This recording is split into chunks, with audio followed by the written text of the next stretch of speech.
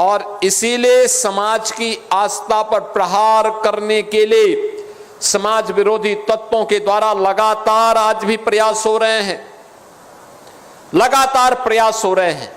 एक बांटने की साजिश, जाति आधार पर समाज को विभाजित करने की साजिश, लगातार प्रहार हो रहे हैं।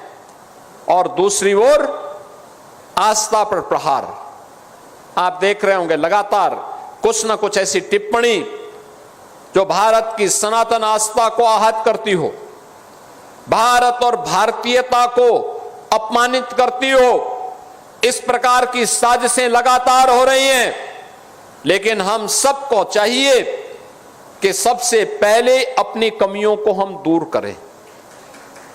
बीमारी अगर कहीं पे है, समय रहते उसका उपचार होना चाहिए। ये बीमारी इससे पहले कैंसर बने और असाध्य हो, हमें उसको पहले स्टेज में ही पूरी तरह रोकना चाहिए, उसका उपचार करना चाहिए। और अगर हमने समय रहते उपचार कर लिया तो वही बाद में बड़ा घाव बनने या कैंसर बनने से हम उसको रोक सकते हैं। जो विसंगतियां हैं लंबे समय तक, लाखों वर्षों का जिस समाज का इतिहास रहा हो, स्वाभाविक रूप से उसके साथ समय के अनुरूप बहुत सारी अच्छाई के साथ साथ कुछ बुराइयां भी आ गई होंगी। उन बुराइयों को हमें समय समय पर संतों की वाणी के माध्यम से, परिमार्जन का मार्ग भी हमें उसके माध्यम से निकालना है, उसका समाधान का रास्ता निकालना है और उस मार्ग का अनुसरण करना है जो हमें सन्मार्ग पर चल करके लोक कल्याण के लिए और अंततः राष्ट्र कल्याण के लिए समर्पित कर सके। अभी यहां पे असंग देव जी महाराज जब बोल रहे थे तो उन्होंने कुछ बातें कही, गो सेवा की बात भी की, अपने माता पिता की सेवा की बात भी की, समाज के प्रति समर्पित भाव के साथ कैसे कार्य करना है इसके बारे में भी वो कह रहे थे। और अंततः सभी समस्याओं का समाधान एक ही है कि हम सब अपने आप को अपने राष्ट्र के प्रति समर्पित कर दें। राष्ट्र भक्ति के प्रति समर्पण का भाव सभी मनोकामनाओं की पूर्ति का एक माध्यम है।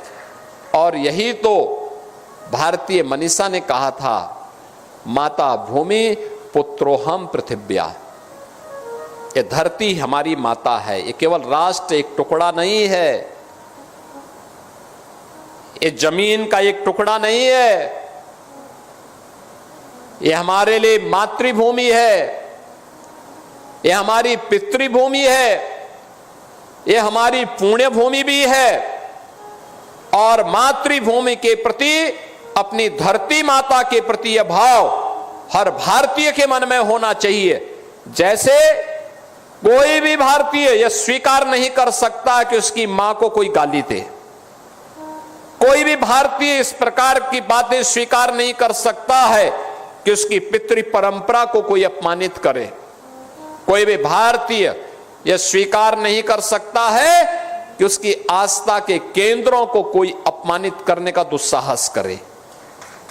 जब स्वीकार नहीं कर सकता तो स्वाभाविक रूप से उसके मन में यह भाव भी आना चाहिए कि धरती हमारी माता है, इस धरती के प्रति हमारे कुछ कर्तव्य भी है। जैसे मां बच्चे का देखभाल करती है, ऐसे धरती माता भी तो उसी प्रकार का भाव से हम सबको पलने, पोसने, आगे बढ़ने, जीवन का गुजर बसर करने, आजीविका का साधन उपलब्ध करवाने और हर प्रकार की समृद्धि का मार्ग भी तो यही धरती माता हमें देती है।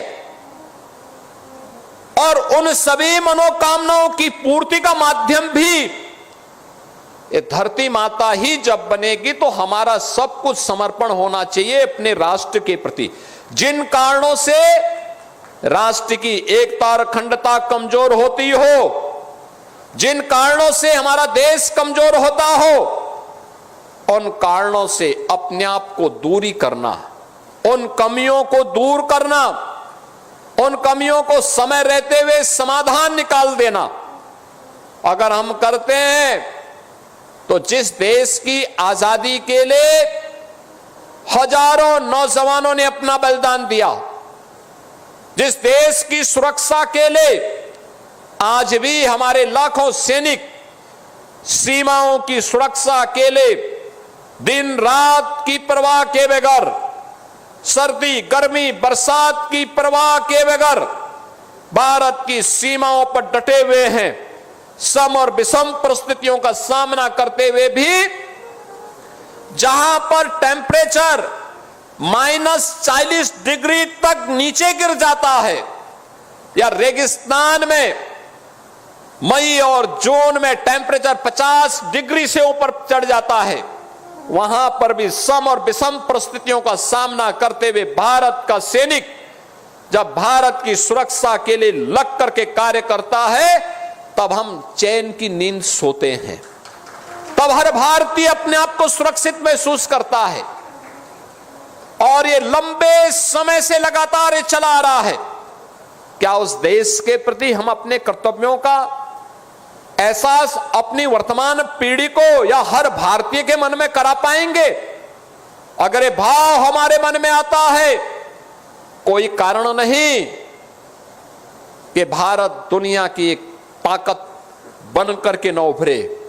और पिछले 11 वर्षों में आपने भाव देखा होगा, लगातार 2014 के पहले जिस देश के बारे में लोगों के मन में प्रश्न खड़े होते थे, क्या होगा भारत का, दुनिया की दूसरी सबसे बड़ी आबादी का देश कहां जा रहा है, व्यापक भ्रष्टाचार 2014 के पहले, पहचान का संकट, आम जन को शासन की सुविधाओं से वंचित करने का कुत्सित प्रयास, लगातार भ्रष्टाचार और बेईमानी के नित नए कीर्तिमान स्थापित हो रहे थे।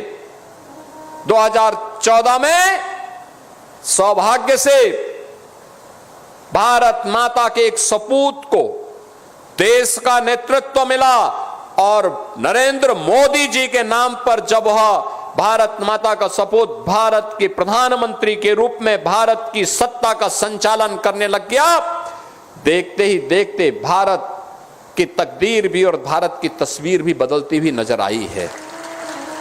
आज आप देखते होंगे भारत के बारे में अब कोई प्रश्न खड़ा नहीं करता है, भारत के सामने पहचान का संकट नहीं है। भारत आज दुनिया की चौथी बड़ी अर्थव्यवस्था बन गया है और अगले कुछ महीनों के अंदर भारत दुनिया की तीसरी बड़ी अर्थव्यवस्था बनने जा रहा है। यानी भारत से बड़ा इसके बाद केवल 2 देश रहेंगे अर्थव्यवस्था में, एक अमेरिका, दूसरा चीन। बाकी सब पिछड़ते जा रहे हैं, भारत से पीछे होते जा रहे हैं।